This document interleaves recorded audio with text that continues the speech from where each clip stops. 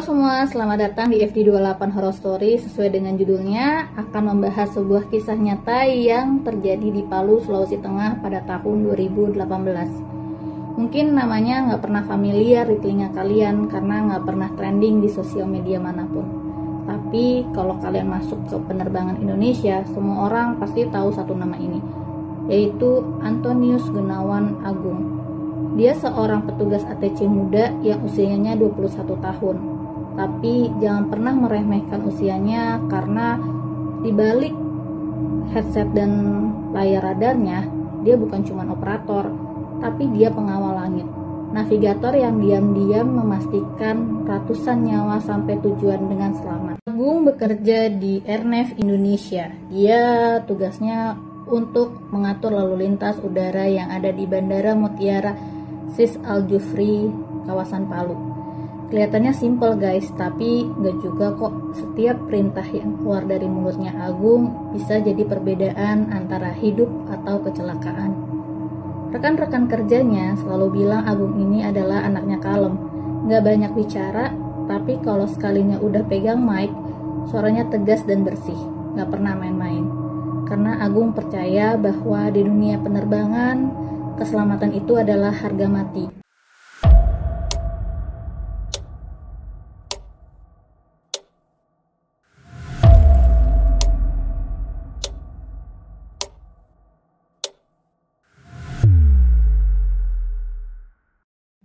Tanggal 28 September tahun 2018, suasana di bandara tersebut masih lancar. Terlihat seorang Antonius Gunawan Agung yang biasa dipanggil Agung sedang duduk di konsulnya. Dia sedang fokus dan tenang. Agung sedang memantau sebuah penerbangan penting, yaitu batik dengan ID-nya 6231. Pesawat tersebut terlihat bersiap untuk take off.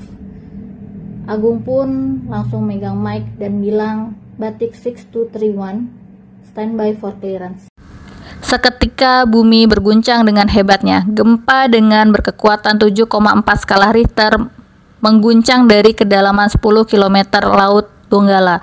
Getarannya menjalar ke Palu dan langsung menghantam Bandara Mutiara Sis Al Jufri. Begitu getaran pertama terasa, semua langsung paham kalau ini tuh bukan gempa kecil. Panel radar bergetar dengan hebatnya. Layar monitor pun langsung miring. Kaca menjerit. Bangunan yang biasanya kokoh kini seperti terbuat dari kertas. Rekan-rekan kerja Antonius juga nggak membuang waktu. Mereka tahu prosedur yang dinamakan evakuasi segera. Satu persatu lari ke tangga darurat. Menara tower pun udah mulai retak guys. Dindingnya juga retak. Sirine darurat menyala merah. Tapi ada satu orang yang nggak ikut keluar. Antonius tetap di tempat. Dia tahu persis di ujung runway Batik Air dengan ID 6231 masih diam. Pilotnya masih butuh izin. ATC terakhir ada di tangan dia. Pilot Batik Air pun juga sebenarnya sudah mulai panik guys. Pilot mencoba menghubungi tower. Ini Batik 6231, konfirmasi posisi, over. Bayangin guys, di saat semua orang berusaha nyelamatin diri mereka sendiri, bener-bener nyelamatin nyawa mereka sendiri, Antoni itu satu-satunya yang masih bicara melalui radio. Bukan karena dia berani, tapi karena dia punya prinsip nyawa ratusan orang harus lebih penting daripada rasa takutnya dia sendiri. Menara bisa roboh kapan aja nih guys, tapi suara Antoni masih stabil. Dia tetap kirim instruksi dan tetap jaga komunikasi. Di tengah bangunan yang hampir runtuh, dia memilih untuk tetap menjaga langit. Di tengah kekacauan, saat semua orang berlari, satu orang tetap di ruangan, yaitu si Antonius Gunawan Agung. Rekan-rekannya Agung udah mulai berteriak ke arahnya, "Gung, turun, ayo cepat, ini bakalan roboh." Tapi Agung cuma menoleh dan kembali tatap layar, karena dia tahu ada pesawat yang masih menunggu izin lepas landas.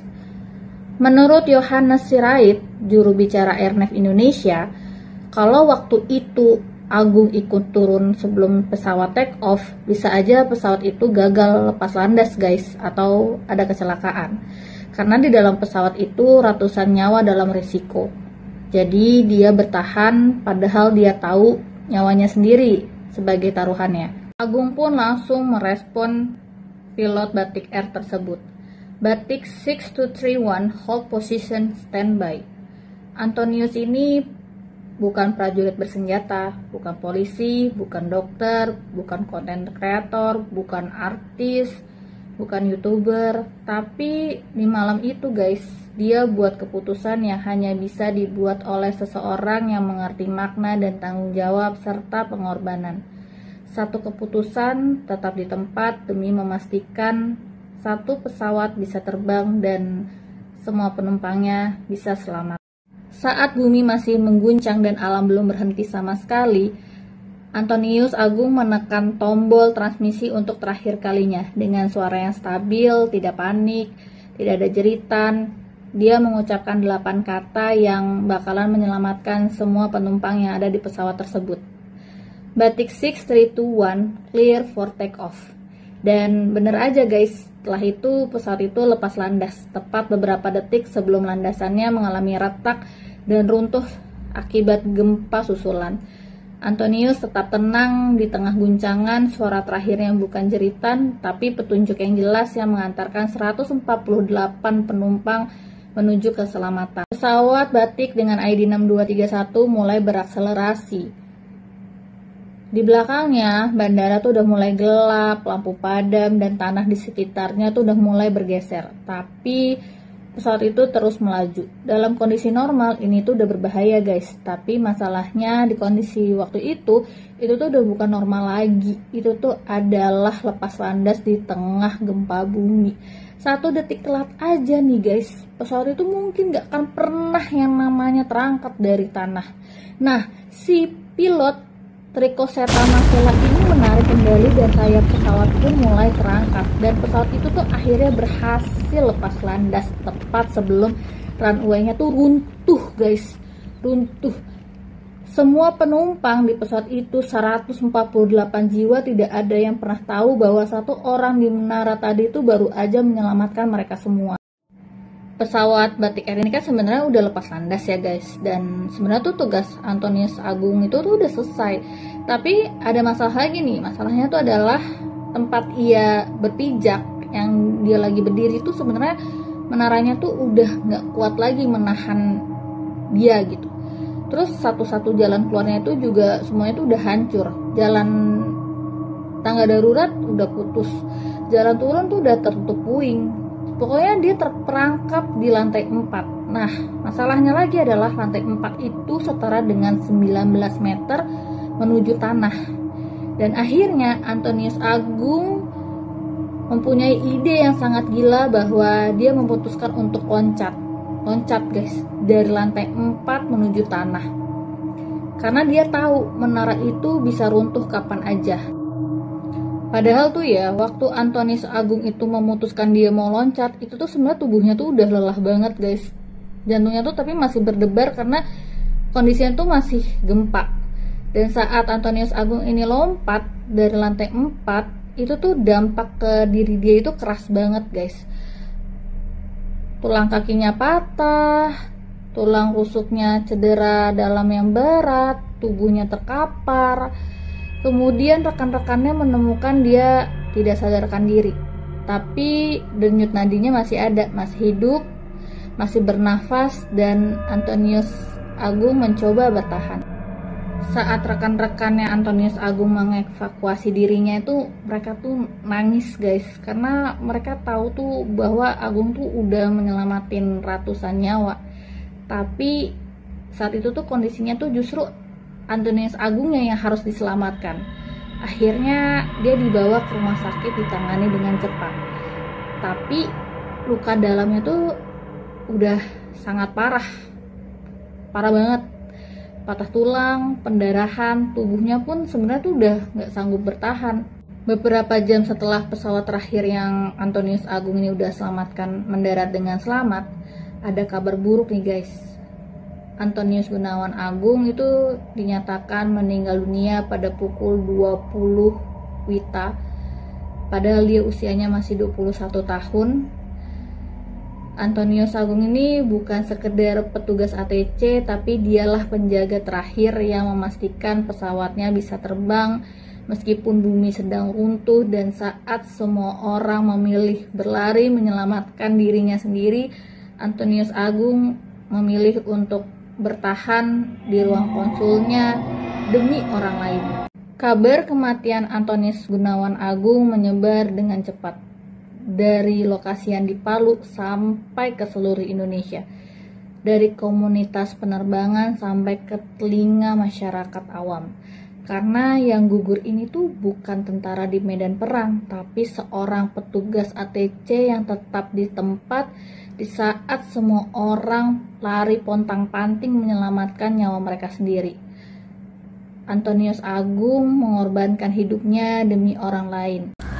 Airnav Indonesia memberikan penghormatan khusus. Menteri Perhubungan angkat bicara, bahkan sampai Bapak Presiden kita Pak Jokowi Widodo menyampaikan bela sungkawanya. Nama Antonius jadi simbol keberanian dalam sunyi. Batik Air 6231, pesawat yang diselamatkannya, memberikan penghormatan khusus. Nomor penerbangan itu untuk sementara tidak digunakan kembali. Antonius Agung diberikan gelar Anumerta, dan di hati masyarakat, Antonius ini bukan cuma pahlawan langit, tapi pahlawan kemanusiaan. Setelah kejadian itu, pelatihan darurat di Airnav pun ditingkatkan, diperbaharui guys. Peringatan keselamatan pun ditingkatkan, tapi lebih dari itu semangat pengorbanannya dijadikan standar etika. Namanya Antonius Agung selalu disebutkan dalam kelas. Kisahnya diceritakan dalam pelatihan, bukan untuk membuat orang-orang pada takut, tapi untuk memberikan contoh teladan bahwa dalam setiap tekanan, integritas dan dedikasi adalah segalanya. Banyak anak-anak muda yang terinspirasi menjadi ATC karena Antonius. Karena mereka tahu di balik headset dan layar radar ada pekerjaan yang sunyi tapi bisa menjadi penentu hidup dan mati kalian. Teman-teman, jadi kisah Antonius Agung ini tuh sebenarnya bukan karena dia seorang petugas ATC, tapi ini tuh tentang keberanian dalam kesunyian, pengorbanan tanpa sorotan. Si Antonius Agung ini tuh bahkan dia belum sempat melihat hasil dari tindakannya, tapi yang harus kalian highlight dari cerita ini tuh adalah dia berhasil membuat sebuah pesawat lepas landas, dan karena dia 148 jiwa akhirnya bisa pulang ke keluarganya. Dari reruntuhan Palu dan dari langit yang hampir runtuh muncul cahaya kecil yang terus bersinar hingga hari ini. Cahaya itu bernama Antonius Gunawan Agung, dan di setiap pesawat yang lagi terbang tinggi di balik layar radar, di sebuah ruang kontrol yang sunyi yang penuh lampu, masih ada mereka yang bekerja secara diam-diam seperti Antonius Gunawan Agung. Ini penutup dari gue aja sih guys. Di balik layar radar ada suara pendek, di balik headset ada juga jiwa-jiwa yang bekerja dalam sunyi. Mereka tuh nggak dikenal, mereka nggak viral, tapi mereka menjaga kita. Antonius Gunawan Agung itu bukan cuma nama dalam berita, dia menjadi simbol bahwa bahkan dalam sunyi itu kita tuh bisa memilih untuk menjadi terang. Nah, buat kalian semua yang merasa sampai detik ini hidup kalian gak penting, please banget ingat kisah ini guys, si Antonius Gunawan Agung, dimana keputusan satu orang itu bisa menyelamatkan ratusan nyawa. Like dan share apabila kisah ini menyentuh hati kalian.